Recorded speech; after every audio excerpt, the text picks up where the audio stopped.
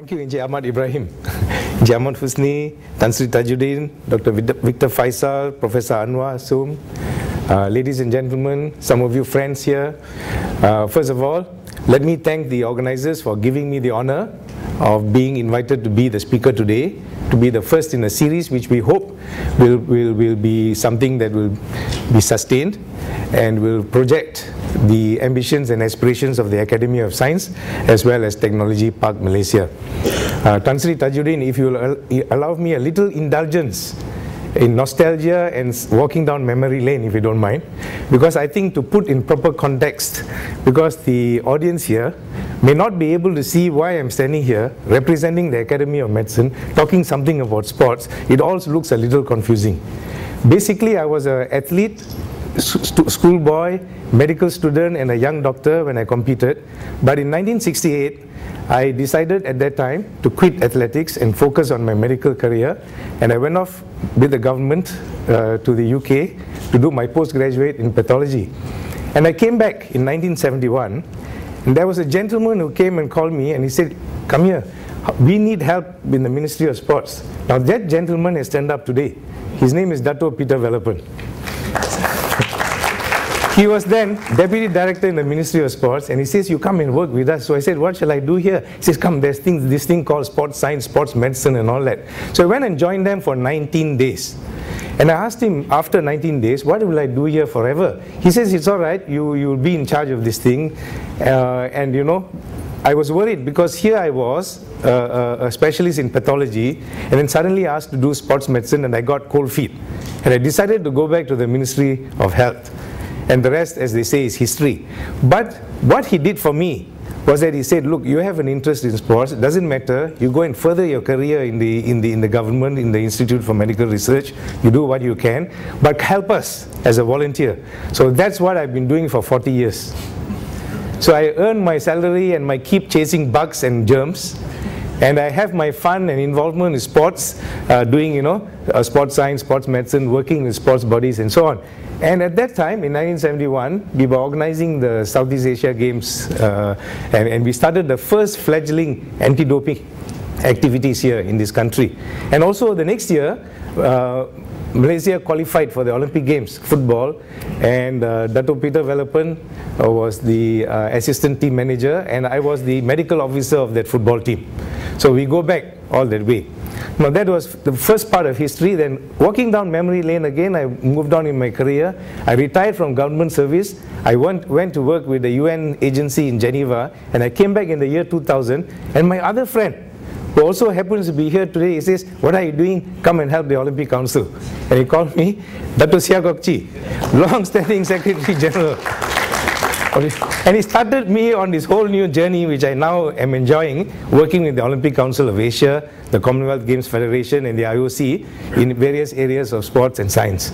So what I hope to give you today is a quick overview of what the medical and sports science have been contributing towards the progress of sports in the world. So with that, I will start my presentation, which is keeping sports clean and fair, the medical input, medical meaning both just not only medical but sports science as well. Now these are some of the organizations that I'm affiliated with, you know, where I have gained this experience to be able to make this presentation today. These are some of their logos. You see the Olympic Council of Malaysia, the Commonwealth Games Federation, the Olympic Council of Asia, the International Amateur Athletic Federation, and of course the International Olympic Committee. Now, when we think of medical and science input into sports, there are three major areas or components where we play a significant part. One is obviously, this is very obvious to everybody, is where we look after the athlete's well-being, focusing on the prevention, treatment and rehabilitation of illnesses and injuries in sports persons, either related or coincidental with sports. The second area in which sports science shows its strength is where we use legitimately our knowledge of sports science to improve training methods and performance. I think these two are very clear to most people about the, the role that sports science and sports medicine plays. But what perhaps is not so well known is the role of these two disciplines in keeping sports fair and clean through services, as well as in having influence over the establishment of rules within various sports. Now, in keeping sports clean and fair, or fair and clean, I'm going to talk essentially of 4 main areas. One is anti-doping, the other is gender verification, the third is what might be a big thing in the coming years, gene doping, and the fourth is age cheating, now that we have youth Olympics and a lot of youth competitions and so on, and a few other issues such as the use of altitude chambers, injection of platelet-rich plasma for injury treatment and IV infusions and so on. So these will be some of the topics that I will discuss in my talk today. Now, first of all, let's try to define what we mean by clean and fair. By clean, we mean we want to eliminate cheating. Now, there are lots of practices that can be classified as cheating within the sporting landscape, and there are many ways, of course, through rules, through legislation and so on, you can try to come across them, but there are some areas where the medical and scientific input is needed. And why fair? Fair because it may be not due to cheating, but there may be areas where people may be made to compete with each other in an unfair way, and using medical and sports science, we try to make the field more level. We try to create a level playing field in the true spirit of Olympism. And finally, we try to inculcate in our sports persons that it is better to lose with dignity than to win with dishonor. I quote my friend Encik Azmi in the Star newspaper 2 or 3 days ago when he was talking about the Malaysia-Singapore game.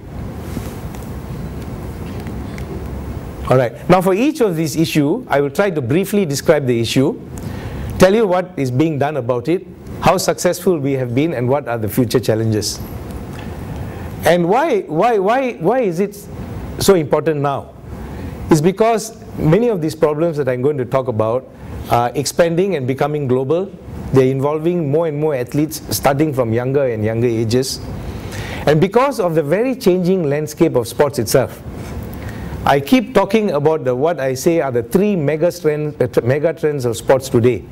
One is what I call professionalization. I mean, if there were purists, English purists, they will tell me that these are not English words, these are my concoctions. But basically, I'm trying to convey a meaning. What I mean by the professionalization of sports is that today, sports has become a professional activity. Not like we were amateurs, we were just using it as a pastime. But today it's a professional activity, not only among the practitioners, among the athletes, but all the entourage around them. The people who train them, who look after them, who manage them, they're all doing this for a livelihood, and it's become a profession. So that people guard their professions very jealously. So that's one major trend. The second trend is what has been alluded to earlier, is what is called the industrialization of sport, where sport has become a big business. And you will read recently, it has even been given a figure of 30-point-something billion in Malaysia. People want to now put dollar terms in every facet of sporting activity. And the third one is what I call the politicization of sports. This is where we see governments wanting to play bigger and bigger role. Governments want in. They see how big sports is professionally and business-wise, and they want a portion of it, or sometimes the whole of it. And these are the 3 major trends that professionalization, industrialization, and politicization, which create push and pull factors sometimes to encourage cheating and to condone cheating or to even organize cheating, because winning seems to be more important than anything else. Okay, this is just to give you an idea. Coming back to doping, this is just to tell you how athletes look different. On the right hand side, in the days of black and white photographs, you will see an athlete called Wilma Rudolph. She was the darling of the 1960 Olympic Games in Rome, where she won 3 gold medals, 100, 200 and a relay. And look at her, she just looks like a friendly neighborhood girl from one of the areas of Chicago. Okay, on the other hand, you have the winner of the 1988 100, 200 meters in relay, Flo Jo. I mean, you see the difference in the sculpture of these athletes. All right, I don't need to say anything more. All right, but both of them were champions in their own time. All right. Now, incidentally, Wilma Rudolph was a polio victim first before she, trained, became a world champion, and of course, she lived to a ripe old age. On the other hand, Flo Jo, she died at the age of 38 from a heart attack. I leave the rest to your understanding. Now this is Betty Cuthbert, triple gold medalist in the Melbourne Olympic Games. Again, look at her. Looks like the girl next door, right? Okay. Now, so major changes have taken place in sports through some of the major trends. Now, is doping is it a serious issue? Well, I think it is. It's reached a global level. I mean, you see so much of media coverage. You see so much. Hardly a day goes by when you don't read about a doping scandal somewhere. All right? And then the world has acknowledged that there is this prevalence of performance-enhancing substances being used to cheat. And therefore, the world acknowledged and established WADA, which is the World Anti-Doping Agency, as well as, what is even most interesting is, those of you who have watched the opening ceremony of the Olympic Games, one of the sacred things there is the Olympic oath. It is something so traditional, And since year 2000, they actually have introduced a sentence inside the Olympic oath, This is an oath taken in front of 10,000 athletes, in front of a billion TV watching audience, which used to simply talk about competing fairly and doing your best and participating is more important than winning, that kind of thing, has now a sentence incorporated into it promising that I will not take dope. So you can imagine how serious this has become. Now that's the Olympic spirit. Okay, now giving a sort of historical backdrop on the doping issue, it is not new. In the sense that even in the ancient Olympic Games, when the Greek heroes used to compete in Athens, prehistoric times, apparently they used to take performance-enhancing mushrooms. So that's where the historical taking of performance-enhancing substances starts. But really, in modern times, the first time this gained public attention was in the 1960 Rome Olympics, when a Danish cyclist, Knud Jensen, collapsed at the end of his race and died. A young 20-something cyclist dying. He created a lot of panic. Obviously, a post-mortem was done. His body fluids were examined, and they found that he had a massive concentration of amphetamines. Amphetamines are a stimulant. So that led to people discovering that this was a practice being practiced by a number of cyclists, and that opened up the whole door of this awareness that there are athletes taking substances to enhance performance, and that led to the formation of the IOC Medical Commission. It took 7 years since the athlete died. The wheels of bureaucracy took 7 years to turn to form a medical commission, and they did their first doping controls at the Olympic Games in Mexico. They didn't find any positives. The first positives were found 4 years later in 1972. But they found that although the Olympic movement was doing its best, the anti-doping war was not successful if left just to sporting bodies alone. So that is why in 1999 the interested stakeholders got together and formed the World Anti-Doping Agency, which included not just sporting bodies but governments as well, and also other NGOs who are involved in sport, so that together they can wage this fight against doping. And as a major instrument in this fight, they created what is known as the WADA Code, to which all sports bodies and so on must fully subscribe and wage in this war against doping. That was in 2003. Now, but really, the man who led all this, who really brought the need to establish WADA, was the gentleman in red uniform on the right, Ben Johnson.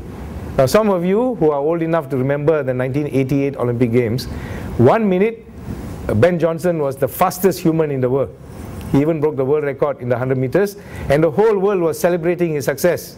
And he represented Canada, and they were celebrating him from Vancouver to Montreal. But in 24 hours, within 24 hours, his whole world came tumbling down, because he's found positive by the Seoul lab for having taken the substance stanozolol.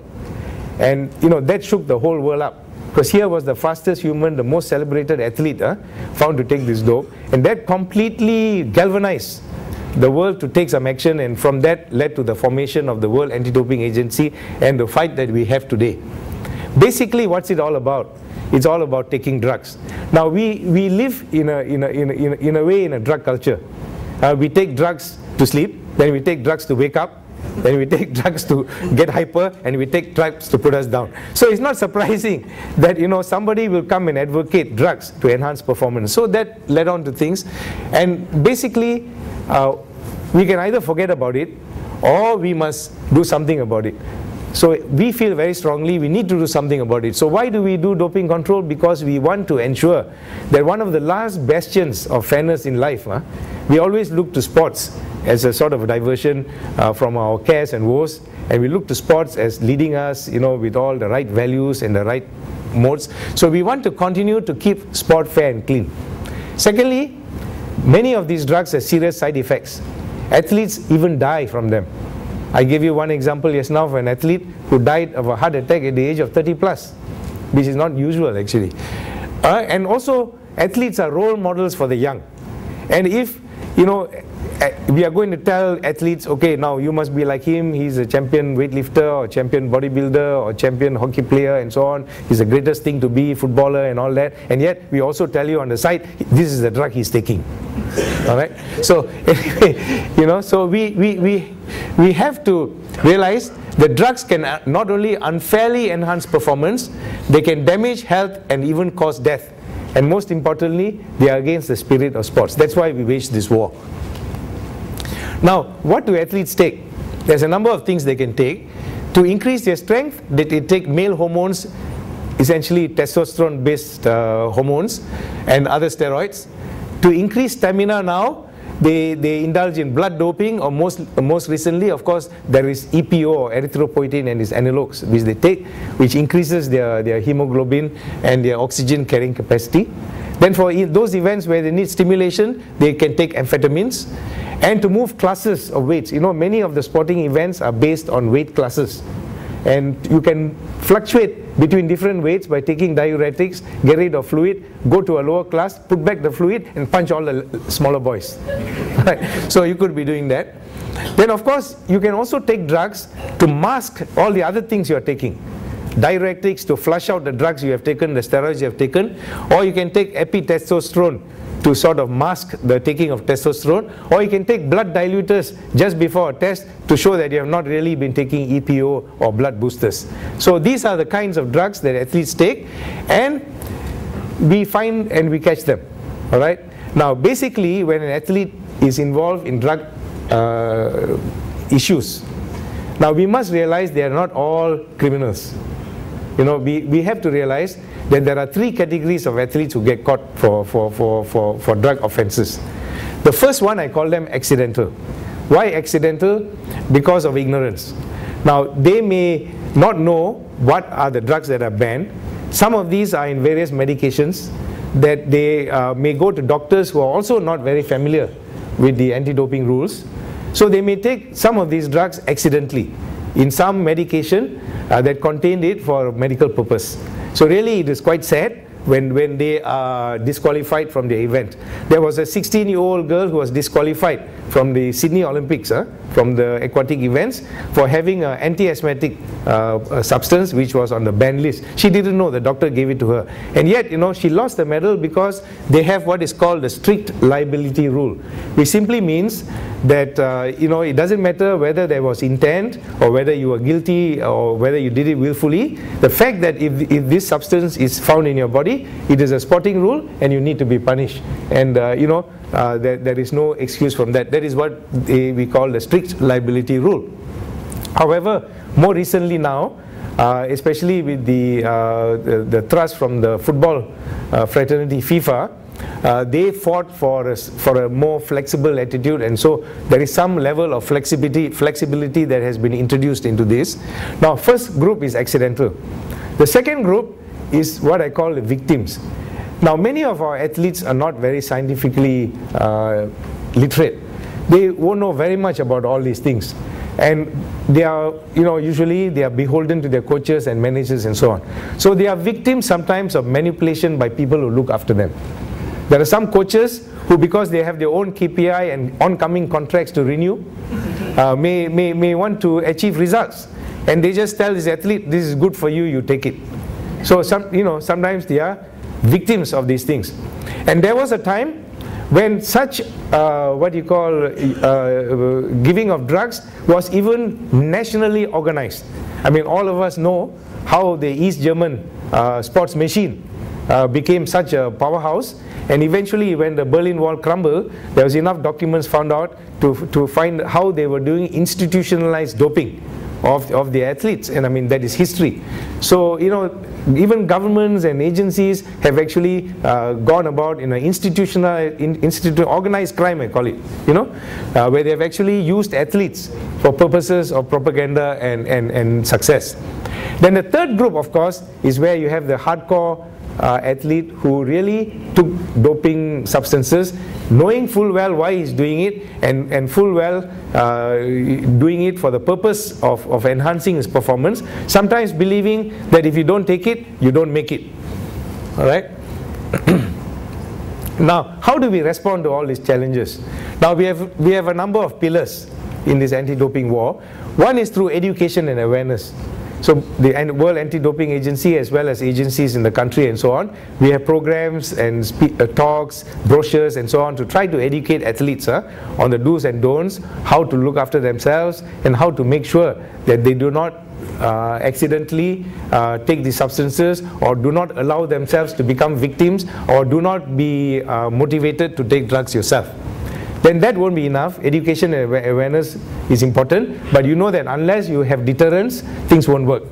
I mean, we can educate all the people in the country why they should not beat red lights. But suppose if we announce tomorrow that we will depend on education, and even if somebody breaks a red light, we will not punish him. Can you imagine the repercussions? So we still need a fine, we still need some punishment.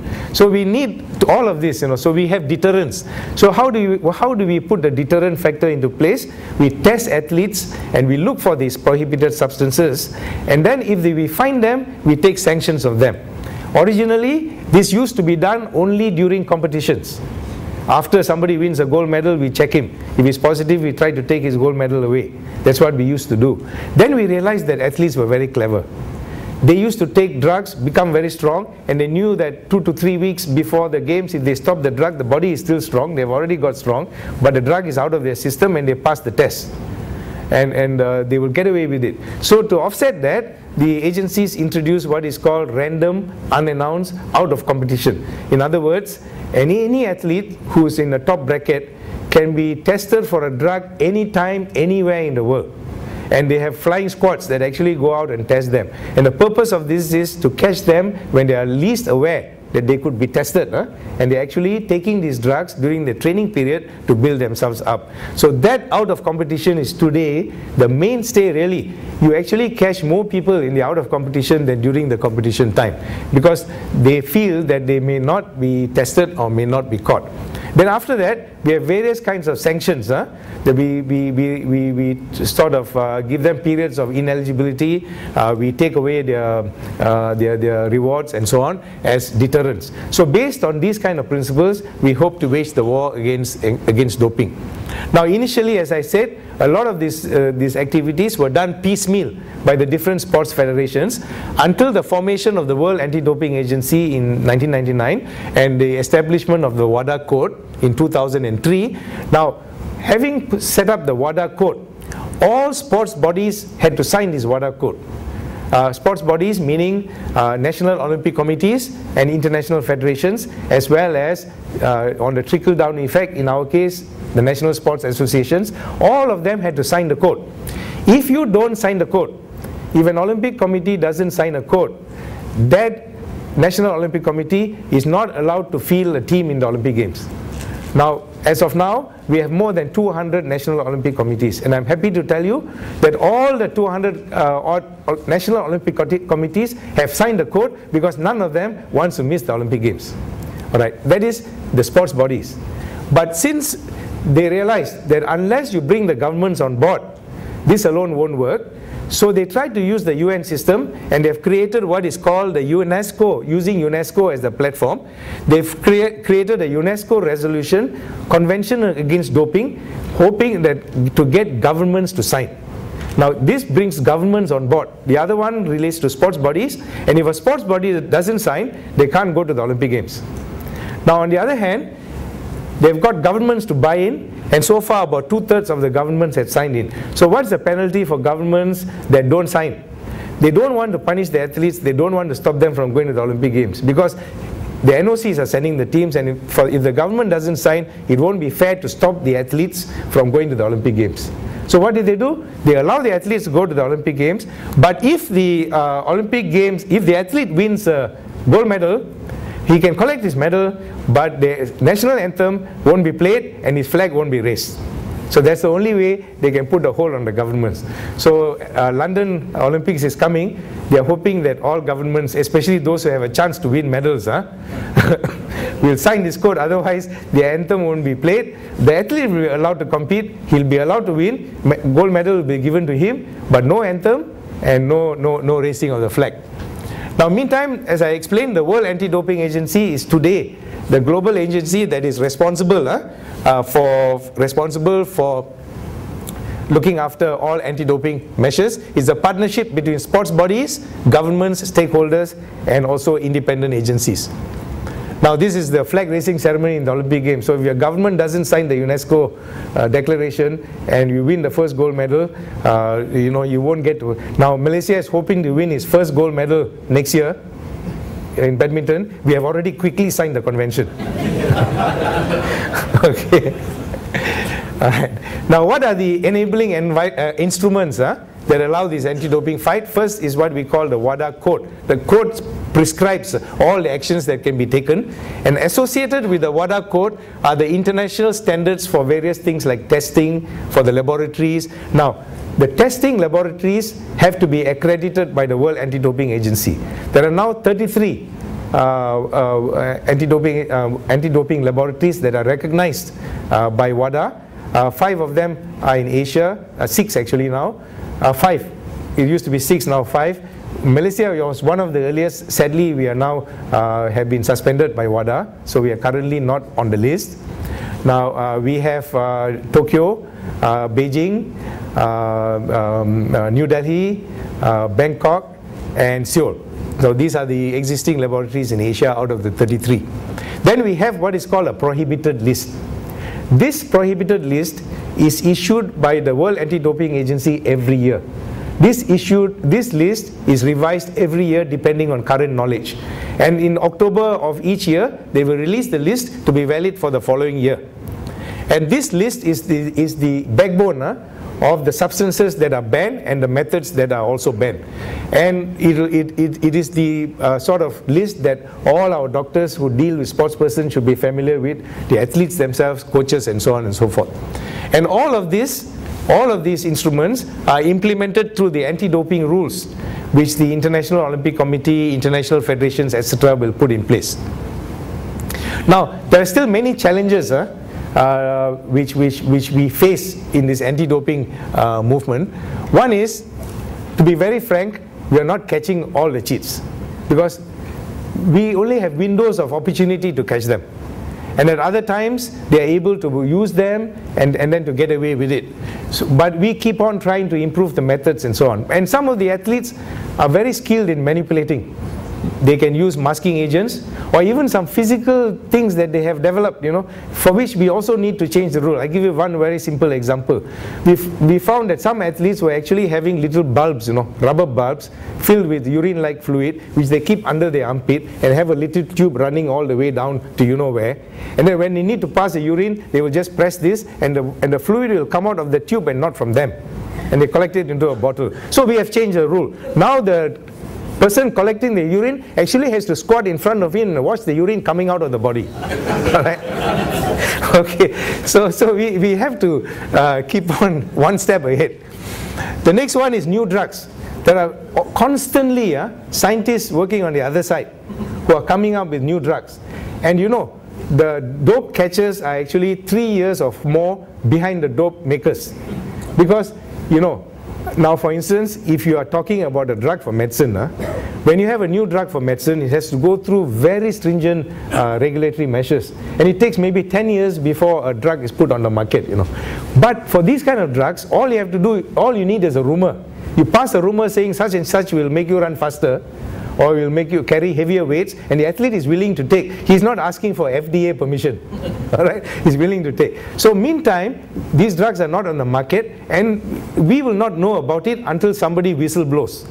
We have many instances of this, So only when we get a whistleblower telling us, then we go and specifically look for this, and we find a method to detect it. And as scientists, once we have found a method, we can't just go and use it. It won't stand in a court of law. The court of law will only recognize it if this method has been published in a journal, has been recognized by our peers, and then has been tested at the time of retesting, then the court will say this is a valid method. So it takes us many years to put a method for a substance that has just emerged. So these are some of the difficulties we face. Then we have some tests which are not fully effective or not yet available. For a long time, we know that all athletes take growth hormone. Okay, you can even buy it off the net. And yet, we didn't have a good test to detect growth hormone until very recently. Even now, the test is only valid for a few days, and as such, so far, after testing so many thousands, we just caught only one athlete who has taken growth hormone. So we are missing, obviously we are missing something somewhere, Then organized doping is where I mentioned even governments used to do it before. Now governments don't do it, but there are, of course, there are groups of people who have to benefit from this, and so they organize these things. Then there are also the issue of cover-ups. Cover-ups meaning many of these people who sign this code, national associations, sports associations, they sign this code, they stand up and promise to fight against this doping thing, but and they'll talk about stopping this doping movement everywhere in the world, but when one of their athletes is caught, they'll find 33 reasons why that athlete should not be punished. And they'll find all sorts of ways to delay processes and so on and so forth. Then the other issue now is, it is getting more and more complicated, because now there's now I talked about industrialization, professionalization, and politicization. There's one more now called legalification. The lawyers have moved in also, and now it gets even more complicated, because there are a lot of expensive lawsuits involved, a lot of lawsuits involved, a lot of liability run into millions. Many sports organizations have even been bankrupted because of lawsuits over drug issues. So these are some of the issues that we are facing. Now this is another prosthetic device, interesting one, found in 2 athletes during the Athens Olympics. What were they doing? Can you see the bulb? They actually put the bulb into the anus, and they are able to squeeze the anus and pump the fluid out into the bottle, which is their own fluid, not the real urine that they have. So they found these devices and they disqualified the 2 athletes. Alright, why? Because the people collecting the specimens were able to watch close enough to know that this was not usual and there was something unusual. Okay, now these are some of the gaps, very quickly, that exist in the anti-doping fight. One is the credibility gap between what is preached and what is practiced.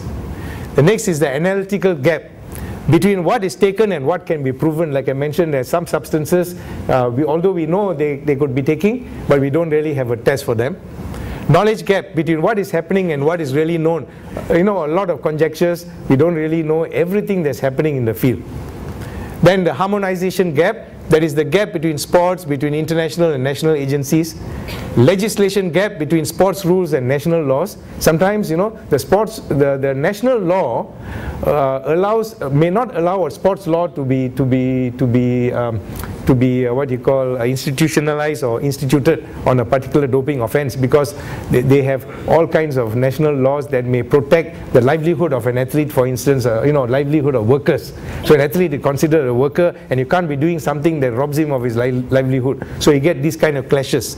Then you have the sanctions gap between what is prescribed and what is meted out. A lot of gentle tapping on the wrist if they're given half a chance, instead of taking the serious action. And finally, what I call the iceberg, basically what we know and what we catch, I believe, is basically the tip of the iceberg, because there are a lot of things that we are not able to really put our finger on. So these are some of the continuing challenges of TUE's whereabouts. I just want to tell you a little bit about whereabouts. Now, because of this random out of competition testing, we have got a whereabout rule. Athletes on a list called the registered testing pool have to inform the sports bodies or WADA their movement for the next 3 months, 24 hours a day. I mean, they have to say, on this Thursday I'm attending my cousin's wedding in Guamusan, all right, or whatever it is. They have to actually, and if possible, do it online. So can you imagine, there is no other profession, no other individual whose movements are so, demanded. I mean, whose privacy is so much infringed upon. But this is a rule that has already been instituted, and these top athletes have to face them. If they do not report this, it's called a non-filing. And if they fail to file 3 times in 18 months, it's considered a doping offense. And they'll be punished just as much as they fail a test. On the other hand, they may file. But if the drug tester goes to where they are, again coming back to this cousin's wedding in Gua Musang, and the drug tester decides to go there during the ceremony and finds that he's actually not there, that's called a missed test. And if there are 3 missed tests in 18 months, it's also a doping offense, and he can be banned for 2 years. So you know, a life of an athlete is getting to be quite difficult now, all right, at the top level. All right, so these are some of the things that we are putting in place. And we are introducing some new measures, some new measures. Now, as I said, it's not always easy to find a substance in a person and make him a violator. But we can, by studying him, we can see changes in his hormonal profile or otherwise, which shows that actually he's been taking drugs. This is indirect evidence.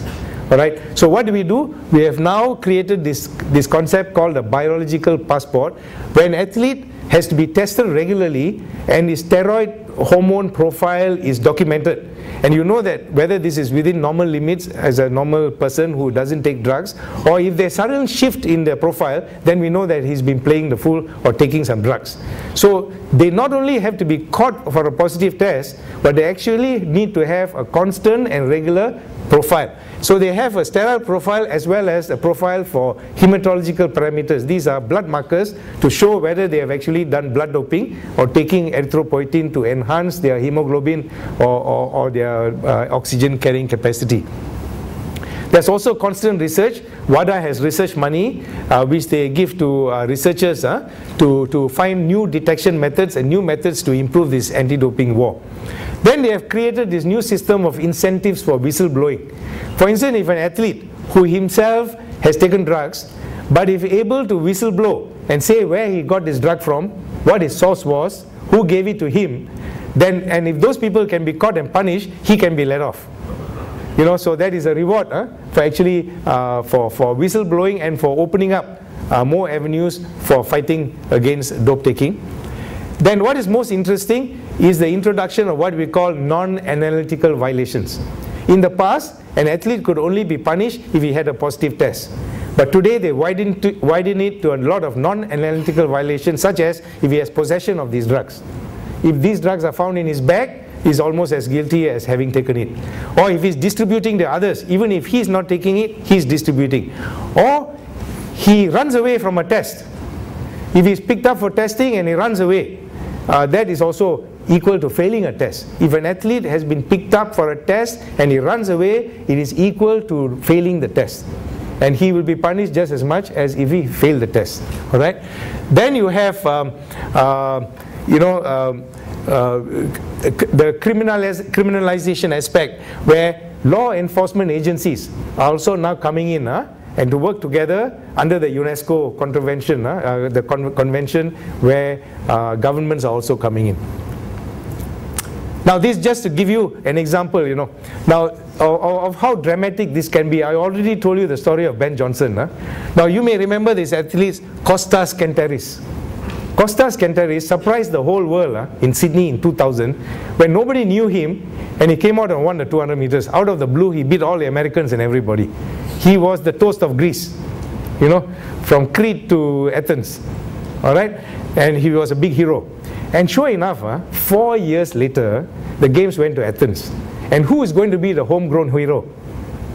They were looking forward to seeing him win the 200 meters in the Athens Stadium as the defending champion, and the whole of Greece was waiting for this day. All right? And in fact, even when they sold the tickets for that night were priced higher because there were much higher demands, you know. And the stadium was packed solid with Greek supporters carrying Greek flags.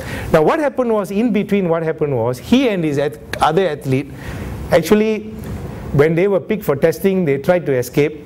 they went off on a motorbike or something and claimed to have a motorbike accident, got admitted and so on. And to cut the long story short, the IOC decided to ban them from the Olympics, you know. And on that day, I was myself in the stadium. The stadium was full, packed with a mad Greek crowd, waving millions or thousands of Greek flags, waiting for him to turn up. And when the event was announced and his name was not there, there was almost a near riot, you know. And they couldn't start the event until the organizer had to come and announce that if they did not keep quiet, he will empty the whole stadium and start the race. You know, so you can see how dramatic these things can become. So to cut the long story short, it took many years. This court case is still going on, part of it. But these two athletes, Kostas Kenteris, Olympic champion of 2000, banned in his own country in 2004 because he ran away from a test. That's all. He didn't fail the test. He just found a way to run away from being tested. Now, this is about whether countries are ready to implement some of this. And of course, you know, this is a continuing evolution. Now, every country is supposed to have a NADO, or a National Anti-Doping Organization. In Malaysia, we have what is called ADAMAS, the Anti-Doping Agency of Malaysia. And we used to have a laboratory that could do these tests in Penang, which was accredited, but it's undergoing some issue now. So at this moment, if we do tests, we have to send to other accredited laboratories like Delhi or Bangkok. And as far as human resources are concerned, we have been regularly training people who can do these tests, working during games and so on. And we need to put in place a number of committees like TUE for therapeutic use exemption, ADAMS, which is the anti-doping online system, and so on. So many of these things we have in Malaysia. We can handle any of these cases here. We have put all the mechanisms in place. Okay. Now, for countries that do not have this, the World Anti-Doping Agency has introduced what is called the RADO strategy. RADO is the Regional Anti-Doping Organization, and for Southeast Asia, to cover some of our countries like Laos, Vietnam, Cambodia and so on, we have the Southeast Asia RADO, which sort of brings together expertise to be able to help them conduct these programs. Now, this is the map of Asia. We have 5 RADOs in Asia. I mean, I don't have the time to go into details, but just to tell you how big the continent is. All right. Now this, okay. So now, just to summarize, for 30 years now, we've been waging this war against doping, and yet, you know, we have still not completely licked it. It's a fight that we go on, but we don't give up. There are some people who have suggested, okay, I mean, what's the big fuss? If people want to take drugs, let them take. After all, let's see who's the fastest with or without drugs, or who's the strongest, you know. But we don't believe in that for 3 reasons. One is for health reason.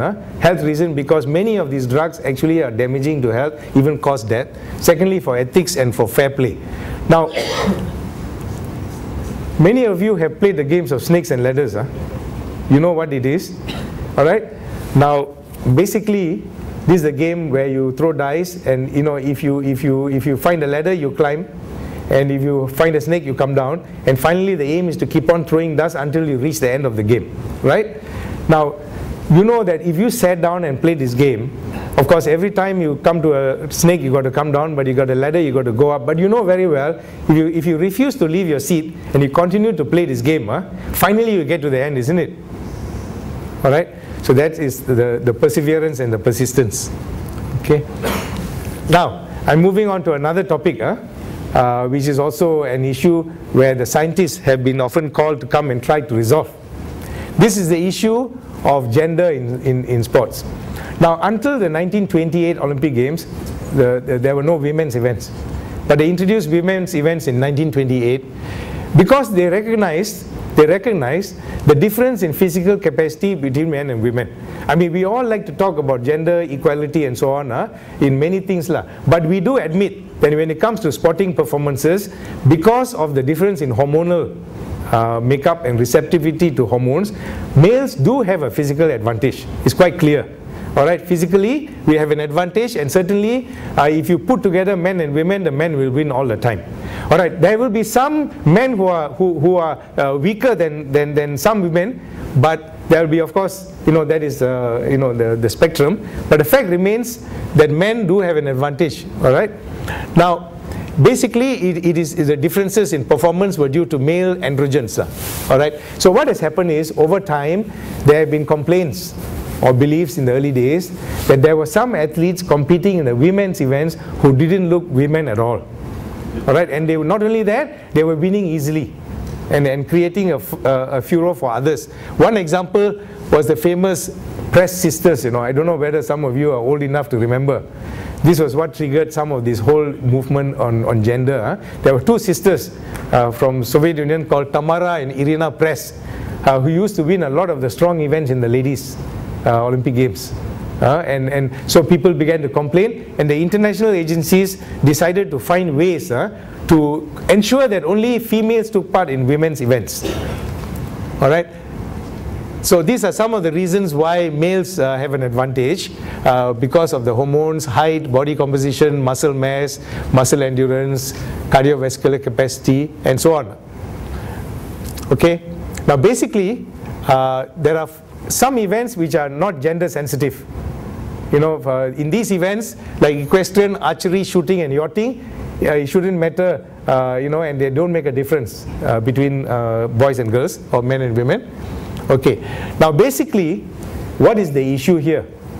The issue here is, when we are faced with an athlete whom there is some feeling or doubt or discomfort as to whether this athlete is a female or not competing in female events. Basically today, the question that is being asked is whether the athlete is a male to female transformation, or a female to male issue. Now if a female wants to compete in a male event, I don't think anybody worries. All right. But whereas the other way around, we try to be fair to the athletes who are competing. And whether the sport is affected by gender, what the physical characteristics of the individual are, is there likely to be a real or perceived competitive advantage, and is she enjoying the benefit of testosterone? All right. Now again, when you get this issue of a gender issue in sports, there are a number of categories. One is what is clearly gender fraud. Now we don't really see many of this. Gender fraud is where a person willfully, knowing is a male, actually disguises themselves to come and run as a female to gain the advantage. Actually, we have very few of these. Many of the so-called people whom you think are males competing in female events are actually victims of circumstances. Many of them were born in areas where perhaps at the time of the birth there was a little bit of a doubt, or somebody wasn't very clear, just filled up the birth certificate, and after that they were brought up as a girl for various reasons.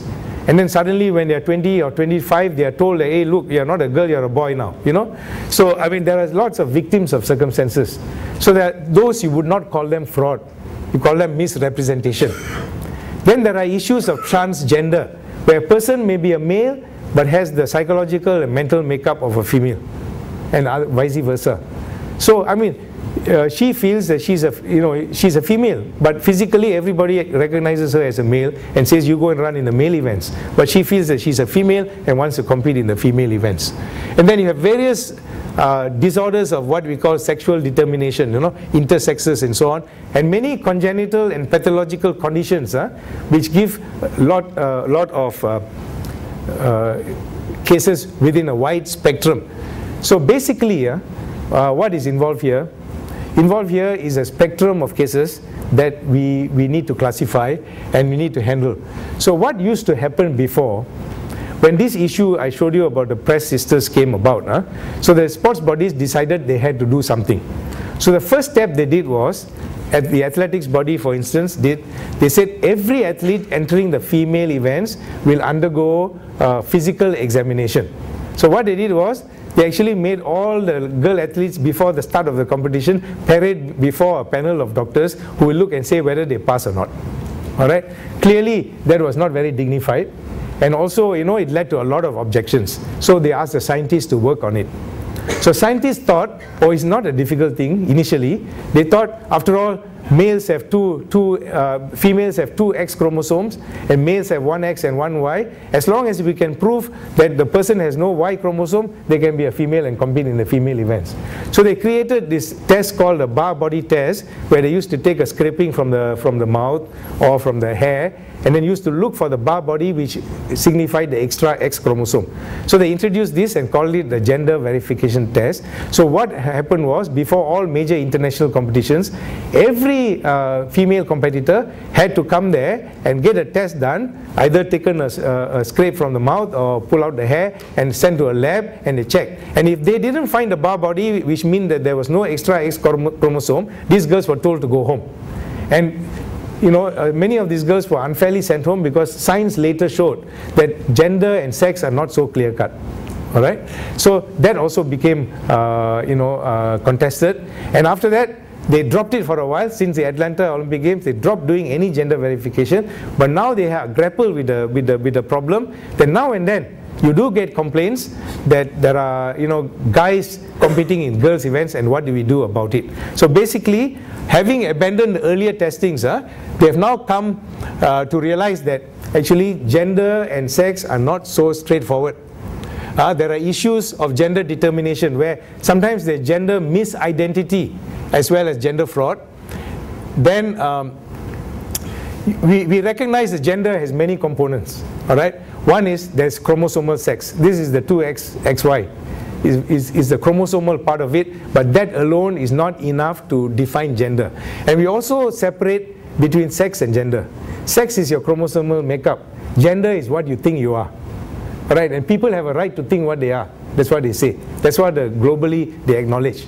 And then after that, we see how best we can accommodate such a person, So generally, the current thinking is that we have to accommodate a whole spectrum of athletes, with the crux that whichever athlete is allowed into the female event does not have the benefit of male testosterone as an advantage over the other competitors. So either they will do checks to ensure that this person does not have this hormonal advantage. There are tests to be done, endocrine tests and physical tests can be done. Or if there is this advantage, then they will suggest medical measures whereby this advantage can be removed. And having been removed, they will recheck again to see whether the advantage exists. And if it doesn't exist, the athlete will be readmitted for competition. So what does this mean? This means that even a male athlete who undergoes a sex gender operation can make his way into female competition if the appropriate surgical procedures are done, such that the hormonal therapy is given, such that he no longer enjoys the hormonal benefit of being a man. And if his hormonal makeup and his response to hormones, male hormones, is the same as that of a woman, he's allowed to enter into female competition. So this is how the global scenario today is in looking at athletes who are considered to have some issue over gender. Now these are some of the kind of medical conditions that can lead to gender misinterpretation. Things like polycystic ovary,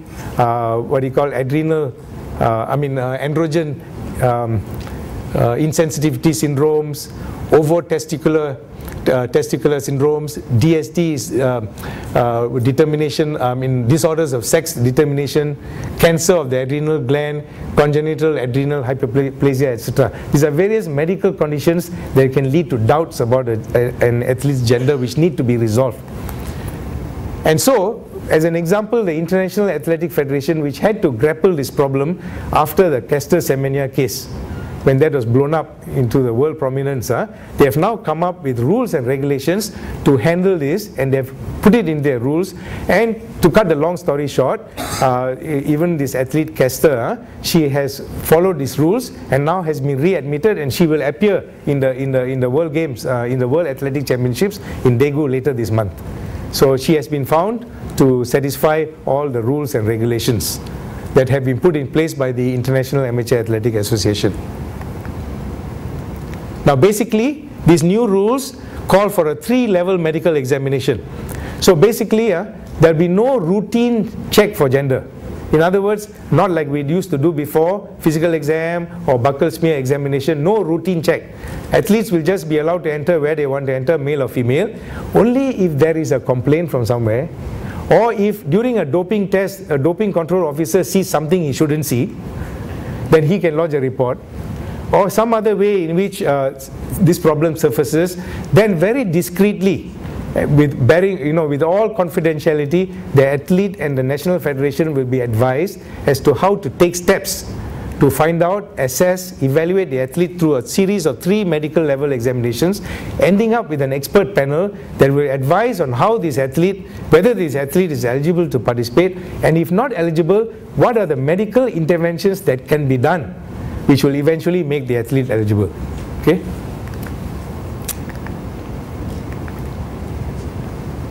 Okay, I'm just quickly going through this in the interest of time. Okay, now moving out from gender, the next issue that is going to rear its ugly head in times to come, and people say is already here, or it's at its very doorstep, is the issue of gene doping.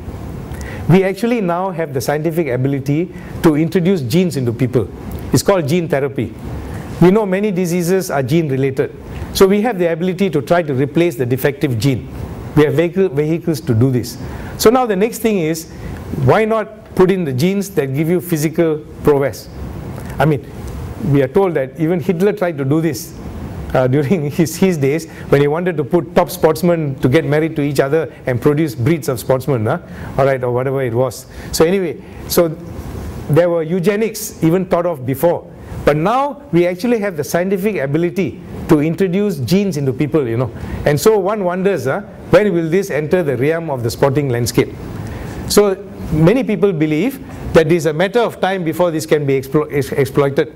And so the various agencies have actually started to define the problem. The World Anti-Doping Agency has defined gene doping as the transfer of cells or genetic elements, or the use of cells, genetic elements of pharmacological agents to modulate the expression of endogenous genes having the capacity to enhance athletic performance is prohibited. So it's already prohibited.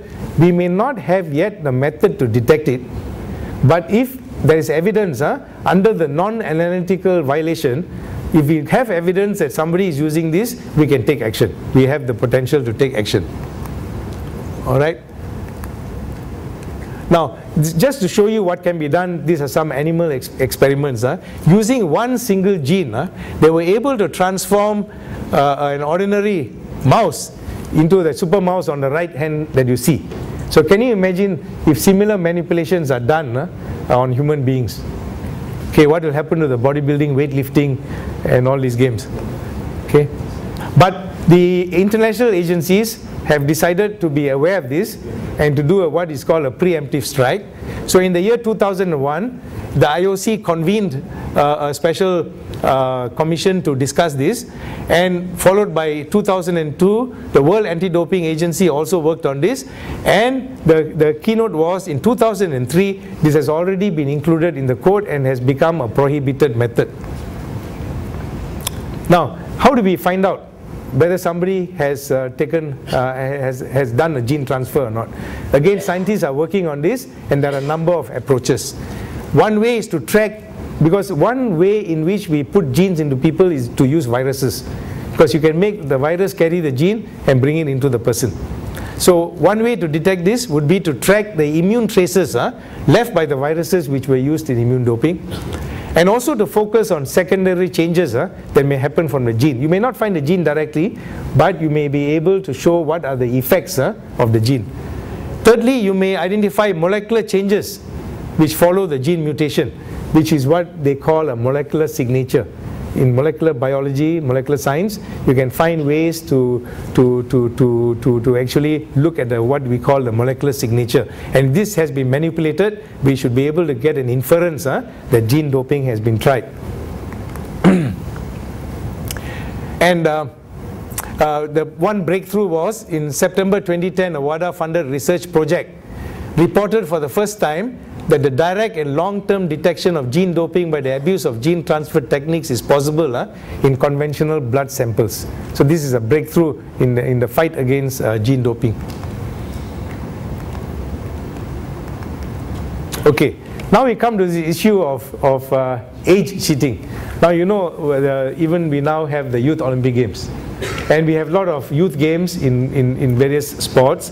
And one of the problems that has always emerged is complaints that some of the guys playing in the youth look like fathers, you know. But if you go and look at their passport, they are within the age limit. But as you know, I mean, you can get a passport anywhere. I mean, you can put whatever you want. And again, not everybody is cheating. To be quite honest, in many countries, they don't have a proper birth certification system, especially in rural areas, you know. And sometimes the parent is too busy. He may not take a son to go and register birth until it's nearly time to go to school, then he goes to get a certificate.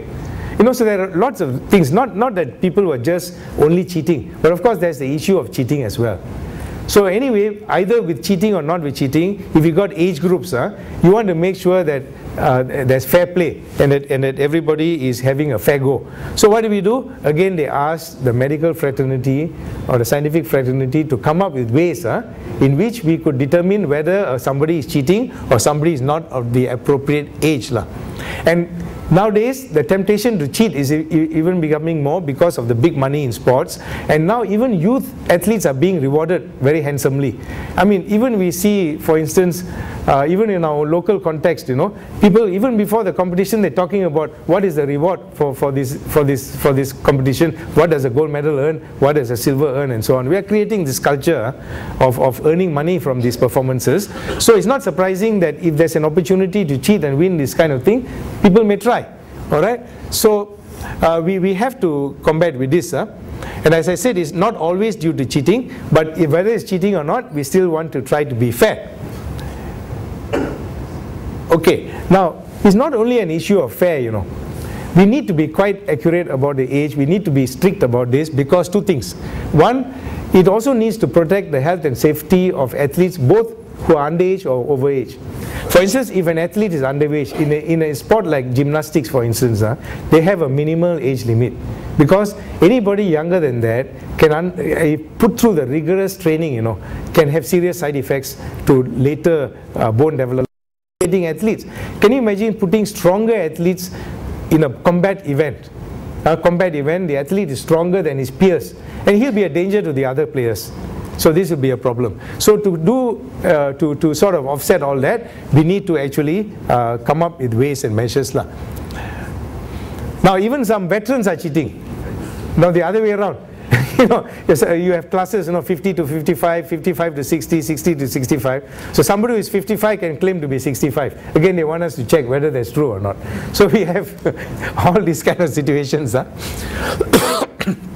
So basically, in the year 2009, the International Olympic Committee got together a group of experts and came out with a consensus statement on age determination in high-level young athletes. And so this is the sort of practice that we are all following now in age determination. So essentially, there are a number of medical interventions we can apply to judge approximate age. Unlike a drug test, which you find a substance accurately by a chemical method, human beings are mature across a broad spectrum. Nobody does something exactly on the 18th birthday. You know, his bones don't fuse exactly on his 18th birthday, for instance, or something like that. You know, there's a broad variation. So somehow, any test that we put, we have to take this variation into understanding and context. So what is radiometric is X-ray measurements of bone, because different bones, they fuse at different ages. So by looking at the fusion of these bones, we are able to say whether a person has passed a certain level of maturity or not. Chronological age is not exactly the same as biological age, but it does give us a hint. We can also look at the dental development, look at the teeth, maturation of the teeth, look at skulls, long bone ossification, the long bone fusing of the ossification centers, and fusion of the epiphysis of the long bones when the athlete matures. Okay, now basically the consensus acknowledge that current methods lack precision.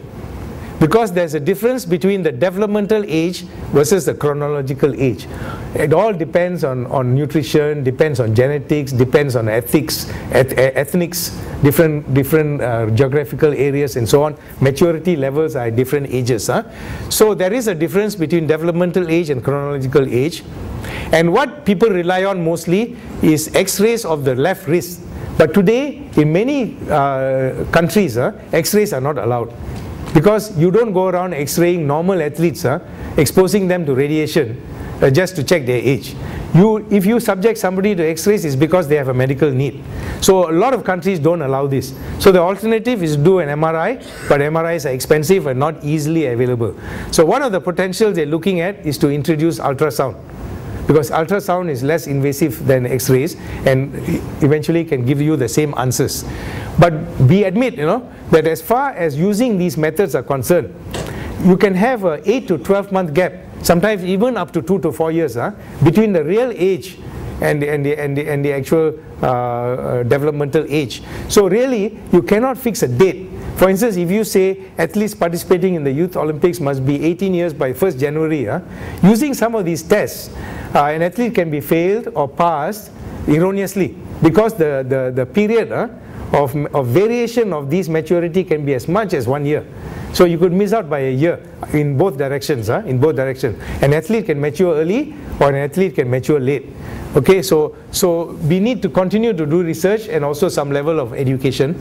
And some people are also advocating, there's a gentleman, Kempodeni, who advocates this ELAD concept, early life authenticated age documents. In other words, don't just accept the passport.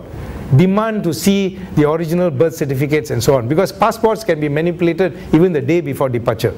So what they are suggesting is you go and demand to see the original birth certificate, and that will help to eliminate maybe some percentage of the cheating. But there is another group which is looking at a whole new approach, and maybe this may catch on. I myself think this is very sensible. If what we are concerned about is to have a level playing field, what we want to see is athletes with similar maturity on the field playing together, right? So that means, why worry about the biological age? Use some indicator. If you can find an indicator to show as a proxy the level of maturity, then all those who have haven't reached those level of maturity can be considered as eligible for the youth. And those who have passed it, sorry, you may be 15 years old, but if you got it, then you're almost an adult, so you go with the adults, I mean, it looks cruel, but maybe that is a better way to put equal with equal, But of course, to be able to do that, you need more research and you need expensive methods, and athletes going for all these examinations all over the world to fit the age can be very expensive. But if you remember in the past, athletes used to be classified sometimes not by age, They used to be classified by height or by classes. Different athletes in the schools used to be A division, B division, C division, not by age but by height, in the old days. Why? Because they thought athletes of similar height can compete fairly with each other. It's a proxy for development. Similarly, you can use weight. Some other people use weight. So maybe, you can sit down and look around and see whether by a combination of these things, by looking at height, weight and other measures as indicators of maturity, we might be able to find a fairer method to make sure that athletes of similar biological maturity compete with each other. Now, just one or two very quick issues. One is the issue of altitude chambers. Now, I'm just giving an example of where something was debated and allowed. Now, what is an altitude chamber? Those of you who have been following the concept of altitude training to build stamina will understand that there was at that time very fashionable to send athletes up to the mountains to spend a few months there so that they'll get increased hemoglobin, increased hematocrit, increased oxygen carrying capacity, and then they come down to sea level and compete better. That used to be the altitude training camps that used to be followed. Then they realized that why send people up there, you can keep them at sea level. I mean, you train high, sleep low. You sleep at night at sea level, and then you go up and train and then come back again. So you could do that. But now what they did was they introduced altitude chambers, altitude chambers that allow you to have the atmosphere of a high altitude. You sleep in there all the time, and you sleep and work there, but then you train outside. Now, why do you need to train outside? Because at high altitude, you cannot put in enough mileage, you know. You can't put in enough mileage to get the stamina. Although you have the higher hemoglobin and so on, because of the rarefied atmosphere, you might not have it. So they created this concept, and the sports authorities debated this for a long time, but now they have said, okay, it's not illegal because you do get stronger naturally, whether you lived in a chamber or not. So they have allowed this. I mean, again, it's debatable. Now, one other thing not on this slide, those of you who have been following the case of Oscar Pretorius, this is the athlete from South Africa who now will compete in the World Athletic Championships for normal athletes. He uses blade. He's an athlete who lost 2 legs, and he uses blades to run. Now, there was a time a few years ago when this was examined by the Athletic Federation, and they had a series of experts look at it, and initially this was not allowed because it was considered to be an advantage. But he took it to the Court of Arbitration for Sport and won the case. Now he's allowed to compete. So again, this whole issue of whether prosthetics give you an added advantage or not will continue to be debated about.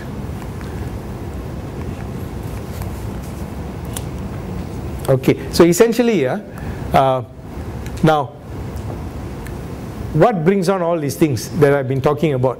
Basically is the push of high profitability and commercialization, and the government and political zest for victory all contribute towards, you know, pushing people. That's what I call push factors. So what do? We have choices again. You educate, you talk about morals, but you have to have systems of deterrence and sanctions. So with the combination of all of this, we hope to get on top of the problem. So essentially, I've talked about some of these. The World Anti-Doping Agency has now engaged governments, and together with sports bodies, we will continue these processes so that perhaps, while we may never be able to eliminate these things, we hope to be able to contain them within acceptable proportions to make sports still fair, competitive, and something to be enjoyed not just by the practitioners but by all of those who watch it. So thank you for listening.